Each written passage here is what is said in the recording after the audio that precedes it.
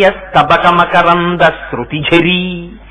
మీరు సౌందర్యలహరి అంటే దానికి సౌందర్యలహరి అని పేరు ఎందుకు పెట్టారో తెలుసా అండి? అది నీటి బుగ్గ. మీరు ఏదో ఇల్లు కట్టుకున్నాం శంకుస్థాపన చేద్దామని చెప్పేసి భూమి తవ్వుతున్నారనుకోండి, అందులోంచి జల పడిందంటారు. అంటే ఒక్కొక్కసారి నీటి స్థానం విచ్ఛిన్నం అవుతుంది అక్కడ. అయితే ఒక్కసారి నీళ్లు పైకి చిమ్మేస్తాయి, పెద్ద ఫౌంటైన్ వచ్చినట్టు వచ్చేస్తే వాడు ఇల్లు కట్టుకోవాలి కనుక వాళ్ళు ఏం చేస్తారంటే రాళ్లు రప్పలు అన్ని వేసి సిమెంట్ వేసి మొత్తం మీద ఆ నీరు పైకి రాకుండా అడ్డు పెట్టేస్తారు. శంకరాచార్యులు వారు కూర్చుని ఒక్కసారి ధ్యానం చేసినంత మాత్రం చేత వారిలోంచి పైకి పెళ్ళుబుకింది సౌందర్యలహరి. మరి కూర్చుని కలం పట్టుకుని రాసింది కాదు.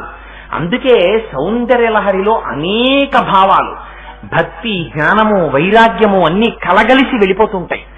ఆ వెళ్ళిపోవడంలో అది సౌందర్యలహరి అంటే.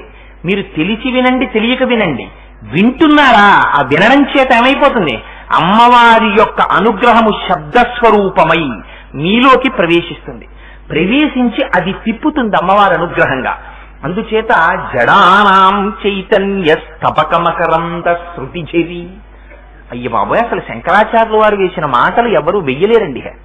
మీరు దాన్ని ప్రత్యామ్నాయం పెట్టలేరు. ఈ మాట తీసి ఈ మాట పెట్టండి అంటే ఇంకా పెట్టలేరు.